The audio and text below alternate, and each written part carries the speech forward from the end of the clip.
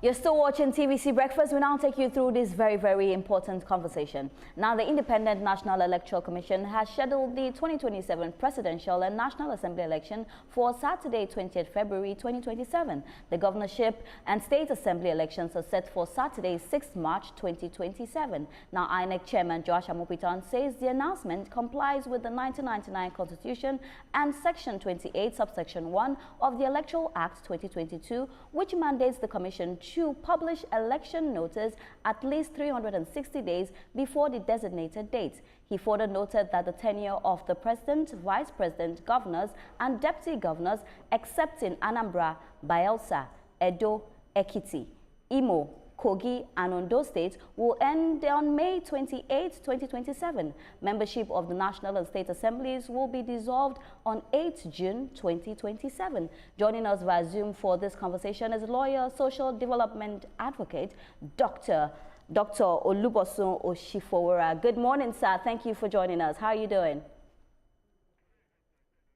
I've given you a position. I've given you a doctor position, so maybe you should work on that. You can see my expression. I'm like, wow, this is welcome. Very much welcome. Well, good morning. Thanks for joining us.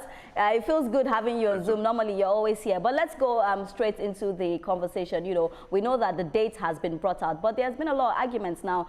We see the National Assembly saying they're trying to look at the dates because of the Ramadan. I want us to quickly start with that. But after that, let's just move into the fact that right about now, we have seen the dates come out early. What are some of the things that we should be putting in place for a free and credible election? You know, with the whole election, there has been a lot of drama. We talk about, you know, bringing out the results on time. We talk about safety during voting. A lot of things have been put in place in terms of security and all of that. But what are the things that we should be looking at come 2027? And also, I want you to start with the fact that they're saying because of the Ramadan, you know, probably they may or may not, you know, change the date.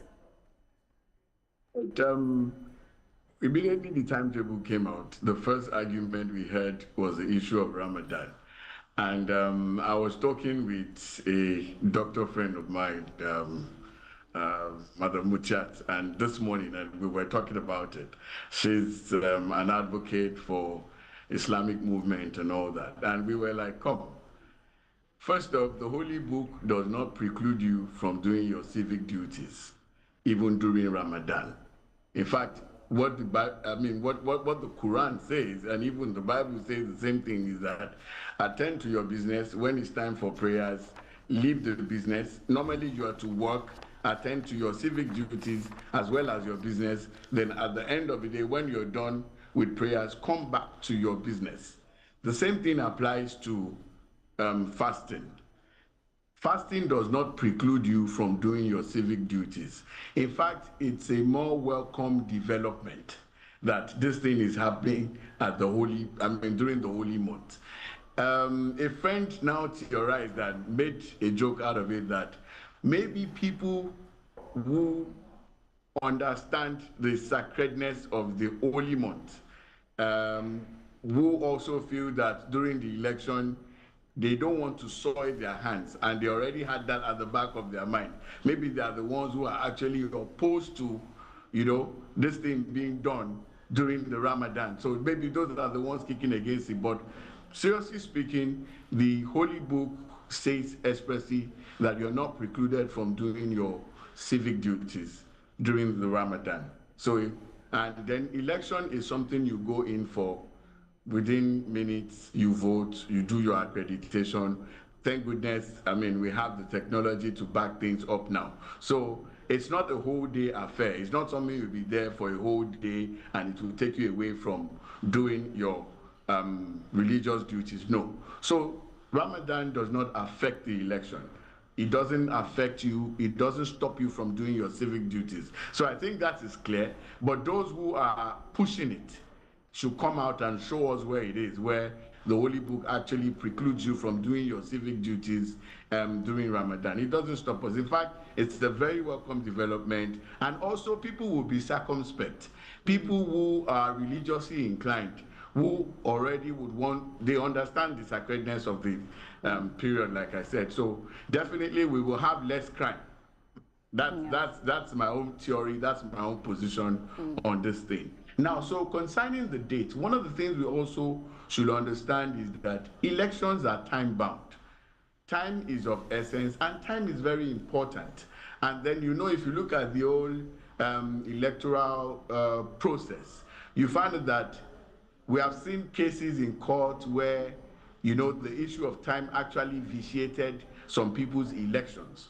Now, so we have enough time on our hands, the timetables are out, the parties are aware, so it's time for them to start, you know, so to start putting their house in order, putting things in order. Time for primaries has been set, everything is set. So you cannot come and claim that you do not understand what is going on, or, I mean, you don't know the timetable said this, it's there. And then if you also look at the electoral laws, it says that it gave enough time that, see, election timetable must be out 360 days before the election proper. So INEC has done a fantastic job by complying with the position of the law. So that's what we have. So as for the parties, it's time to jump into work and start doing the necessary things. All right, Mr. Shom. Yeah, yeah, you made a very important contributions on this issue of the fasting period. Yes, there may be some people who need to explain why they want the date change, but what do you think we'll lose if the date is changed, if only to avoid another public outcry? Oh, they are trying to make it unfair, it's not fair, some of our supporters will not be able to vote in one place or the other. One. Number two, even if the date is retained, what about the aspect of people who will be on the queue for like 2-3 hours, knowing that they've been on Lent, both Christian and Muslim Lent? Will that impact, or would that encourage or discourage them from coming out to vote, knowing that we already have a problem with turnout? I don't think so. But you know, let me start from here. The same people who stay on the queue for maximum 2 hours, if there's anything like that, they go about their businesses during Lent, during Ramadan. Now, so, and this is your civic duty, and this is an important part of our lives. You know, whatever we do on that day, we will live with it for the next 4 years. Now, so, taking 2 hours out of your time during this holy month, I don't think it stops anything. Now, like you also mentioned, sir, the question would be, you know, anytime somebody loses election, you will look for the slightest thing. Even if somebody, I mean, for the slightest excuse to adduce to your loss. So that might come, but I know that the adherents of the faith know that 2 hours, 3 hours for election cannot stop you. It can't take your strength away. It can't take your supporters away from doing it. People do all kinds of works, even strenuous work during, you know, fasting period. So it's not an excuse. But should INEC now decide that, okay, because of this outcry, let's move it? INEC is also circumspect and conscious of the fact that time is of essence. Anything that makes you eat into the time that has been constitutionally provided and also provided by the Electoral Act, if you violate the time, then at the end of the day, these same people will come back and blame INEC. So all INEC needs to do is to ensure that they are standing on their right, they are standing on the law, and then they are doing what is necessary for the nation. So if INEC is sacrificing, the people also, the electorates and those involved in elections will also have to sacrifice. It's amazing. But for me, I'm excited that it falls within this period. Interesting. Yeah, so talking about looking at the legal aspect of it, you know, INEC said is also that it has set the date according to the extant laws. And we're also looking at the electoral amendments. They say they are also mindful of that, which is being proposed before the National Assembly. Can you help us unpack the legal clarity this timetable offers versus the uncertainties that the ongoing electoral reform introduces? On one hand, the e-transmission of election results, which is being debated, even the dates, 360 to 180, which is still being debated, so it has not been passed. Whereas INEC said, we are aware, but we still have to go with the current extant laws. before, for us to set these dates? So help us unpack the legal clarity, the legalese within this. Good position. All right, so what the law says is that elections must be done not earlier than 150 days to the expiration of the tenure of the elected positions. Now, and it should not be later than 50 days before tenure expires. So that's basically the position of the law. So by what INEC has done, INEC is conscious of time, like I said, and all these things, if anything goes wrong with the election, these are things that people will actually come up with and say that INEC didn't play to time, INEC didn't play to the position of the law. So if the law says that, it shouldn't be later than 30 days before expiration in office. So 150 days before you finish, not earlier than 150 days, not later than 30 days before the expiration of the tenure. That's the position of the law. The Constitution puts it, you can find that in section 76(2), section 1162, section 136, and 132 of the 1999 Constitution. These are places where you find all these things. So the law is clear, and the position of the INEC, people have this, some people already have this understanding, and some people have this bias against INEC already. So it is only in the best interest of INEC to be circumspect with all these dates, with all these positions of the law, because if you do anything otherwise, these are things that people will bring up, and it will mess up the entire thing, the entire work that the organization has done. So this is the position of the law, not earlier than 150 days before the expiration, not later than 30 days before the expiration as well. So that's it. All right. Oftentimes people will say that, when we talk about democracy, it's priceless, but elections are quite expensive. I want us to look at the budgeting, for the elections, because we've seen the budgeting for the election, and people are talking about the budget. We are hoping that the money will go to exactly where it's supposed to go to. Conversations have been had like that. So I want us to talk about budgeting, because I'm sure that you've seen the figure. Let's just quickly talk about budgeting. And also, now that we've brought the dates out early, we're all happy, like we know the dates, early planning starts. But for INEC as an institution, you have mentioned that it would take a lot for a lot of people to also regain that faith in INEC again. So, but I just want you to hold your thoughts for me. We'll go on a quick break, and when we come back, you get to unpack this for me. We'll be right back.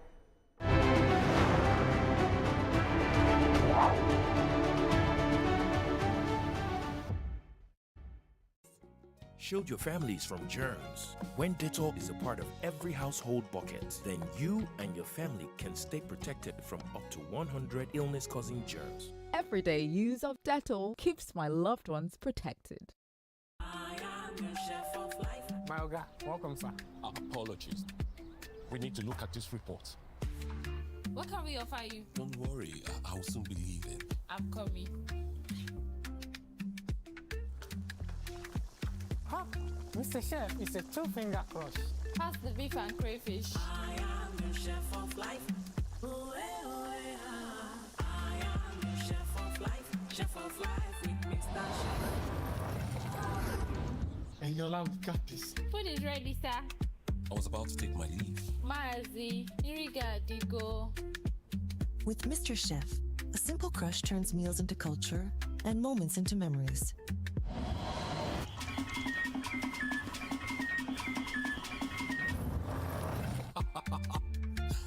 This is the true taste of home. And culture. Mr. Chef, taste home, taste culture.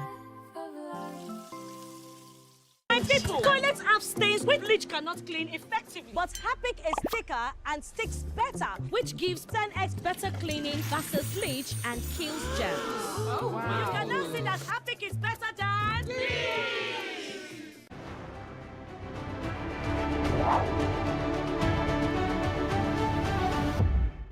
Yes, you're still watching TVC Breakfast. We've been talking to Mr. Olutubosun. He's our guest for today. But just before we went on that break, I was speaking about the fact that, you know, democracy is priceless, but we see how elections are expensive. I want you to quickly look at the budget for me, because I'm sure that you've seen the budget as well. You know, a lot of people are talking about the budget. We're hoping that the monies that have been put there will actually go into where they're supposed to go to. And on the second hand, you know, that it's good that INEC has released early dates. We see that we know when the election is going to happen, so early planning starts. But for INEC as an institution, what are some of the things that they need to be putting in place just to make sure that 2027 election is very credible? Concerning the budget, it is the institution that can actually put forward its budget. We've seen how the budgets are panned out over time. We've had a series of elections in this country, and we have an idea of what the budget looks like. We saw them come up with something that they need some additional funding. If you look at it, a larger chunk of the budget goes into logistics for obvious reasons. And then you also talked about what needs to be done by parties, or, you know, because timetables have been released. The parties have their own side of it. But what INEC needs to do with the budget, you know, you also raised something now that money should go to the right sources. I don't think they have a choice. I mean, in these days where ICPC and EFCC can pick you during and after your tenure, you definitely know that you have to account for these things. But you see, basically, I'm sure with the leadership of INEC, things will be done properly and in order. But one of the things INEC needs to do is to ensure that the fate of the people in the institution is maintained. You remember what happened with the last election, where everybody thought results would be read in real time, and it didn't happen. That was enough for majority of particularly the young people to just discredit the whole process, not minding how things will pan out, and also how things panned out. And then I remember the last time I was in the studios with you, there was the issue of network that was raised. These are things that INEC needs to actually put their resources in and ensure that people are not disenfranchised. Because INEC needs to ensure that, okay, the necessary technology that we are deploying, we are employing, must work effectively to the extent that people will know that, okay, even if things now go wrong, they can see that, okay, you have tried your best, it is technology that failed in this instance. Not a case of you just canceling things or, you know, putting people in the dark and not letting people know how things are done. The same way the people who are going into the elections have enough time based on the timetable. INEC too has enough time to put their house in order and ensure that we have a credible, free and fair election, an election that people can reckon with. That, okay, we did our part, INEC did its part, and then this is the outcome. That's basically what it is. So the timetable is for everybody to prepare and put themselves in order so that we can have something we will be proud of. Yeah, but quickly, when you say INEC should put their house in order, and that's what I want you to state for me, what are some of the things you think that our institution themselves, what are some of the things they should be doing right about now? You know, you have also spoken about the fact that a lot of people are still having this belief, like, will it be credible, will it not be credible? So for INEC as an institution, what should they be doing? Because we know that for Joash Amopita, there is a lot, you know, on his hands, because a lot of people are looking up to him, you know, being a professor, just to make sure that we see a credible election. So for that institution, what would you say that should be, you know, their first point of call? One of the basic issues that election comes with is recruitment of ad hoc staff. So sometimes, I mean, we've been a part of election in this country where you get there, the people who have, you know, the gadgets to run the accreditation and everything don't even understand how things are done. Now, so recruitment should be done early, training should be done early for all the ad hoc staff. Then also the technology being employed. The ad hoc staff should be ahead, not just abreast, they should be ahead of happenings. They should know what they are to do, when they are to do, and how also to relate with the people. Because one of the things you also have during election, I mean, we're speaking with the benefit of hindsight. During election, once you get to your polling unit and you see that the person handling the thing is not acting well, these are the things that raise suspicion. These are the things that actually lead to elections being, people are judging elections as not being credible. Then another thing is the issue of security, ensuring that voters and their votes are protected. These are things that INEC needs to look into, because year in, year out, in fact, before we were born up till the last elections, we've had one thing that ran through our elections, which is snatching of ballot boxes. It's like, it comes with the election. From the 1960s till the last election, we still had instances of people snatching ballot boxes, doing all sorts of things with the materials with which people are voting with. So these are things that INEC needs to minimize. We have come of age. Some things should not be associated with our elections. These are the things people want to see, for them to be able to adjudge INEC as a credible institution. So this, and then there are things that are seen, there are things that are not seen. But the ones that are seen that we know, the quality of staff, the quality of gadgets, the logistics and everything, these are things that are visible to us. So these are the ones people will look at and they can say that, okay, this election went well. These are areas where INEC must work on. The ones, the back end of the whole electoral process, INEC knows what to do, and they should ensure that things are done properly and in order. That's just what we want. So that even when somebody loses an election, he can say, okay, fine, the fault didn't come from the institution or how the institution worked on this thing. The fault came from, or they can look inwards and say, okay, fine, we didn't do well, or the people rejected us. Not something that will create chaos and controversy, and people will just, start casting aspersions on the institution or the leadership of the institution. So INEC has enough time to ensure that all these things that are associated with all the downsides that are associated with previous elections are taken care of, and these things are mopped up, and we're given a more credible election. Right. Yeah. I think you've highlighted very important issues around logistics and about funding and other issues. Of course, we all know that could this be a problem of INEC or the system of government which we are practicing, in terms of Nigerians expect a reduction in the bills of INEC, to conduct elections, when at the same time we know we have a cost push inflation in the country. We also have a demand, aspect of it in terms of Nigerians demanding for more technology and all that, and all this costs money, and we still expect INEC's bill to be lower than what it is currently. We know the foreign exchange is also impacting on it. We know they have to import printing papers and everything from abroad. So, but is this not a reflection, the high cost? Is this not a reflection of the presidential system of government which we are practicing, which by nature is very expensive compared to a parliamentary system of government? And is it fair, to blame INEC for it? Even if you look at democracy, Western democracy in other climes, you will realize that there is hardly any election that we do not have one complaint or the other, despite the fact that everybody keeps tightening up on the system. Could this be a reflection of the winner takes all system of government rather than a proportional representation, representative government? Otherwise, we keep blaming INEC, we keep looking at inwards, forgetting the fact that it's actually the system of government that we are practicing that has brought all this up.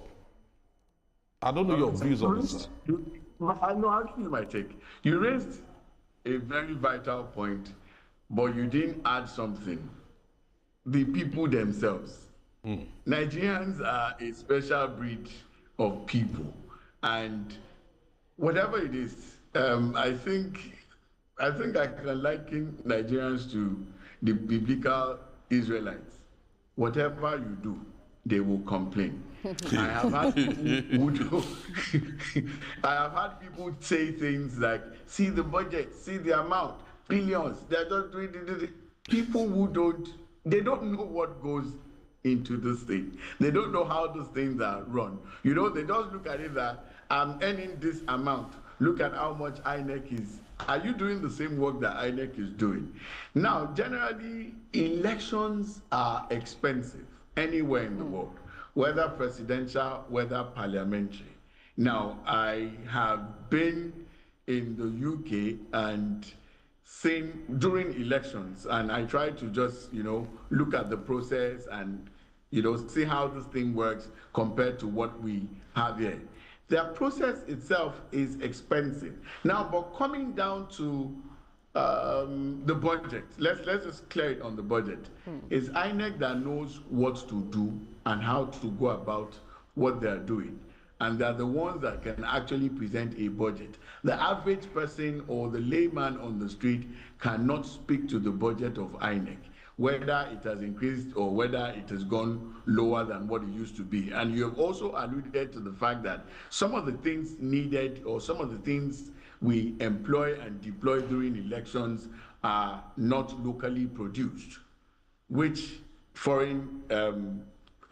which the exchange rate also impacts on, and a lot of logistical, costs are incurred in the process. So their budget is their budget, and I can tell you for free that people care less about the budget as long as the outcome of the election is what the people decided by themselves.